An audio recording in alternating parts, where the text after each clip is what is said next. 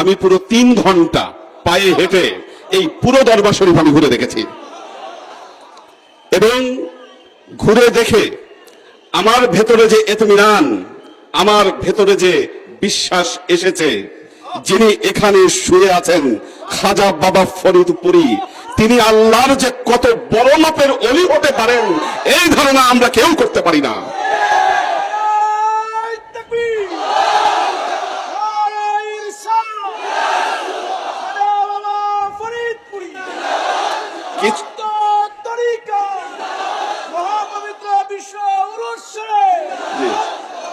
তো মৌলানা বেলাল আনসারী এবং আমাদের রুমন ভাইয়ের বড় টিম বিএসএফ এর সদস্যরা অনেক কষ্ট করে ওনারা ঘুরিয়ে দেখেছেন। কিছু জিনিস আমার কাছে খুব অবাক লেগেছে।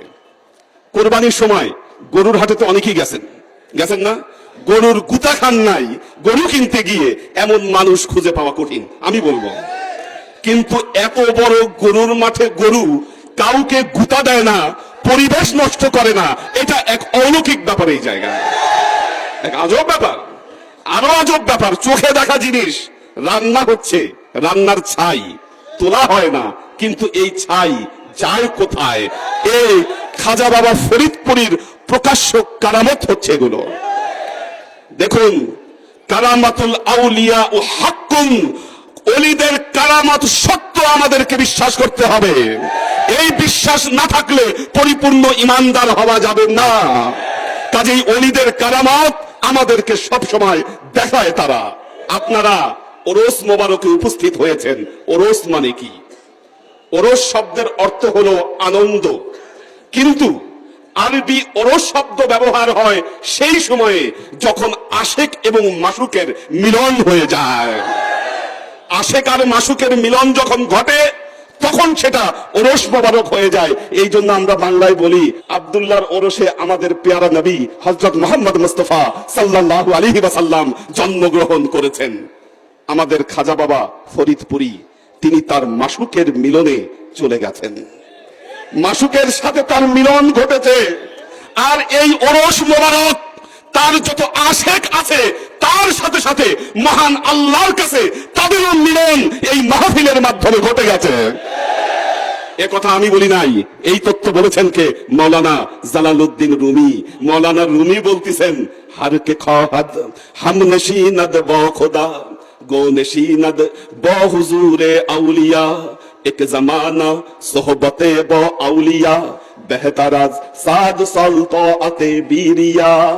মৌলানা রুমি বলতেছেন, হার কে খাদ হাম নশীনদ ব খোদা, যেই ব্যক্তি আল্লাহর সান্নিধ্যে যেতে চায়, যেই ব্যক্তি আল্লাহর সোহবতে যেতে চায়, ওই ব্যক্তির একমাত্র কাজ হচ্ছে গো নশীনদ ব হুজুরে আউলিয়া, ওই ব্যক্তি যেন ওলি আউলিয়াদের সোহবতে চলে যায়।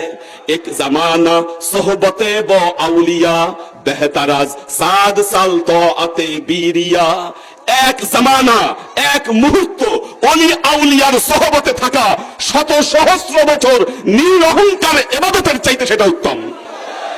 আপনারা যতক্ষণ এখানে আছেন, যে আমল করছেন, মুখ দিয়ে যে কথা বের করছেন, সব আল্লাহর দরবারে ইবাদত হিসাবে গৃহীত হচ্ছে। দেখেন, মৌলানা রুমি আরেকটা ঘটনা বলেছেন। তার মাস্তবের মধ্যে একজন রাখাল রাস্তা দিয়ে হেঁটে যাচ্ছে। রাখাল, সেই রাখাল বলতেছে, আল্লাহ আমি এত বছর তোমার বন্দেগী করলাম, আমি আল্লাহ তোমাকে দেখলাম না। আমি যদি আল্লাহ তোমাকে দেখতাম, আমি তোমার মাথার চুল আশ্রয় দিতাম। আমি তোমাকে যদি দেখতাম, তোমার জুতা সেলাই করে দিতাম। আমি আল্লাহ যদি তোমারে পাইতাম, আমার ছাগলের দুধ দোহায় আমি তোমাকে খাওয়াইতাম। পাশ দিয়ে যাচ্ছিলেন হযরত মুসা আলাইহিস সালাম। তিনি এই কথা শুনে অত্যন্ত রেগে গেলেন এবং বললেন, বেটা তুই শিরক বেদাত করতেছিস, তুই শিরক করতেছিস। আল্লাহ কি তোর ছাগলের দুধ খাওয়ার জন্য বসে আছে? আল্লাহ কি তোর মাথা আশ্রয় দেওয়ার জন্য বসে আছে? এগুলা কি কথা বললি? এত বড় বেয়াদবি তুই করলি। রাখাল বললেন, হুজুর আমি ভুল করেছি, আমাকে মাফ করে দেন, আমার এই কথাগুলা বলা ঠিক হয় নাই। এই কথা বলে যখন মুসা আলাইহিস সালামের কাছ থেকে রাখাল বিদায় নিয়েছে, আল্লাহ সাথে সাথে ওহী পাঠিয়ে দিয়েছে হযরত মুসার কাছে। হযরত মুসার কাছে ওহী চলে আসছে, জিব্রাইল চলে আসছে, এসে বলতিছে ওহী আমাদ সুইয়ে মুসা আজ খোদা বান্দিয়ে মা আজ রাজমা কর দি জুদা। হে মুসা, তুমি কি করলা? আমার বান্দাকে তুমি আমার মহব্বত থেকে দূরে সরাইয়া দিলা, আমার ইশক থেকে তুমি দূরে সরাইয়া দিলা। ও আমার ইশকের জন্য, মহব্বতের জন্য এই কথাগুলো বলতিছে, তুমি আজকে মহব্বত থেকে দূরে সরাইয়া দিছো। তুমি কি করলা? তুমি এটা তু বারাইয়ে ওয়াসাল কারদান আমাদি না বারাইয়ে ফাসাল কারদান আমাদি। হে মুসা, তুমি আসছো আমার বান্দার সাথে আমার মিলন ঘটানোর জন্য, আমার বান্দার সাথে আমার বিচ্ছেদ ঘটবে এই জন্য তুমি আসো নাই, আমি মিলন ঘটায় দেওয়ার জন্য আমি তোমাকে পাঠাইছি। যখন আল্লাহ হযরত মুসাকে এইভাবে ধরলেন, হযরত মুসা বললেন, হায় আল্লাহ, আমি কি ভুল করলাম? একটা সামান্য রাখালকে বকা দেওয়ার কারণে আল্লাহ আমাকে ধরে বসলো। তিনি তাড়াতাড়ি দৌড়ে গেলেন ওই রাখালের কাছে, গিয়ে বললেন, আজ আদব তারতিব মাজু হার চেমি খহাত দেলে তাঙ্গাত বগু। হে রাখাল, তোমার কোনো আদব কায়দার দরকার নাই, কিচ্ছু দরকার নাই, তুমি যা বলতেছিলা মনে মনে তুমি সেই কথাগুলো বলতে থাকো। রাখাল বললেন, হযরত মুসা, আমার আর আল্লাহকে দেখার দরকার নাই, তার জুতা সেলাই করে দেওয়ার দরকার নাই, আমার আল্লাহকে আর আমার ছাগলের দুধ খাওয়ায় দেওয়ার দরকার নাই, আমার কথায় বাধা দেওয়ায় আল্লাহ তার নবীকে ধরে বসছে, কাজে আমার সাথে আল্লাহর একটা তাল্লুক আছে, সম্পর্ক আছে, আমি বুঝে গেছি সেই সম্পর্ক।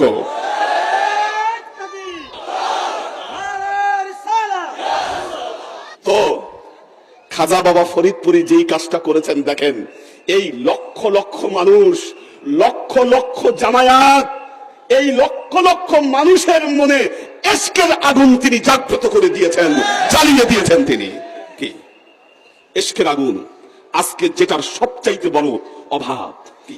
প্রেম নাই। আমরা ইবাদত বন্দেগী করি, সেই ইবাদত বন্দেগীর মধ্যে মহব্বত নাই, ইশক নাই, সেই জন্য আমাদের বন্দেগী আল্লাহর দরবারে কবুল হয় না। দোয়া করলে আল্লাহ দোয়া কবুল করে না। এই মাহফিলে এসে দোয়া করলে কেন দোয়া কবুল হয়? ইশক আছে, মহব্বত আছে, যেখানে ইশক থাকে সেখানে আল্লাহর রহমত অবারিতভাবে বর্ষিত হতে থাকে। দেখেন, পবিত্র কোরআনে আল্লাহ একটা বড় প্রমাণ দিয়েছেন, বড় একটা প্রমাণ দিয়েছেন। আপনারা আসহাবে কাহাফের নাম শুনছেন? আসহাবে কাহাফ না? আল্লাহর একদল ওলিকে জগতের বাদশা দেশ থেকে বের করে দিল, দেশ থেকে বের করে দিছে। এই বের করে দেওয়ার পরে আল্লাহর ওলিরা হাঁটতে হাঁটতে বের হয়ে যাচ্ছে, একটা কুকুর ওনাদের পিছন পিছন যাচ্ছে।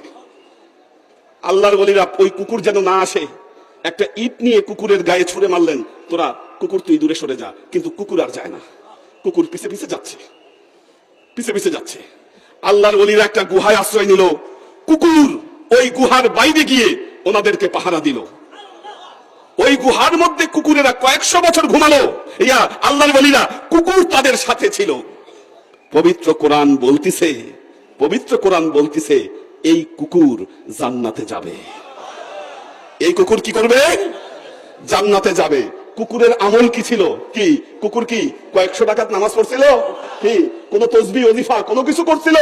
কুকুরের একমাত্র আমল ছিল আল্লাহর ওলিদের সহবতে থাকা। আল্লাহর ওলিদের সহবতে থাকার কারণে আল্লাহ যদি একটা কুকুরকে যদি জান্নাত দিতে পারে, তাহলে আপনারা যারা আল্লাহর আশেক আর সালেকেরা আল্লাহর ওলিদের সহবতে আছেন, তাদের কি অবস্থা হতে পারে আপনারা চিন্তা করে দেখেন। এখানে এসে আমি মাজার জিয়ারত করেছি, আশেপাশের যা দেখেছি, এই জায়গায় কোনো শিরক বেদাত কোনো কিছু চোখে পড়ে নাই। এই আফরোশী দরবার শরীফ পরিপূর্ণভাবে আল্লাহর নবীর সুন্নাহর উপর প্রতিষ্ঠিত আছে ইনশাআল্লাহ। এবং মনে রাখবেন, একটা জিনিস মনে রাখবেন, আমাদের বিরুদ্ধে অনেক ষড়যন্ত্র হচ্ছে, বিদেশি ষড়যন্ত্র আছে, জাতীয় ষড়যন্ত্র আছে। শয়তানেরা, ইহুদি খ্রিস্টানেরা তাদের চরকে আমাদের মধ্যে ঢুকিয়ে দিয়েছে।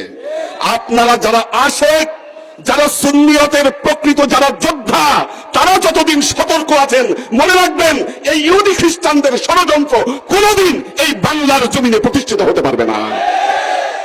আপনারা একবার হুঙ্কার দিলে, আল্লাহু আকবার ধ্বনি দিলে, মনে রাখবেন এদের অন্তরের পানি মুহূর্তে শুকিয়ে যাবে। আমাদের কলিগ উনি বলেছেন, এই জন্য আমাদেরকে একত্রিত থাকতে হবে। এটাই আল্লাহর নবীর সুন্নাহ।